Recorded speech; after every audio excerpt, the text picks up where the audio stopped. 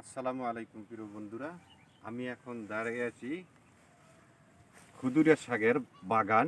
দেখেন কত সুন্দর শাক, এগুলা শাক খাওয়া যায়, এটি ঔষধীয় গাছ হিসাবে কাজ করে। আর আরেকটা নাম আছে মারিচ শাক। দেখেন এদিকে কত সুন্দর, চমৎকার, কত সুন্দর। দেখেন এই এই এই সমস্ত খুদুরা শাক, মারিচ শাক, এটা যেটাই বলি না কেন, অনেক ভালো লাগছে। দেখেন অনেকখানি জায়গা, আমরা যে জায়গাটায় বাগান করেছি, মারিচ শাক, খুদুরা শাক, চমৎকার, সুন্দর, নাইস, এত ভালো লাগছে। এটা ডাঁটা হিসাবে খাওয়া যায়, ডাঁটা শাক যেভাবে খায় এটা সেভাবে খাওয়া যায়। দেখেন আবার এটার বিচি আছে, এই বিচিগুলা শুকাইলে এটাকে নিয়ে আবার শুকায় পরবর্তী বীজ বোনা হয়।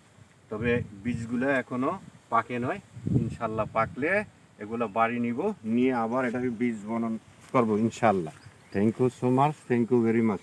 I love to you all friend. যারা আমার বন্ধু আছেন তারা কমেন্টের মধ্যে জানাবেন এই খুদুরি শাক, মারিচ শাক আপনাদের কাছে কেমন প্রিয়। অনেক প্রিয় একটা শাক, তাই না?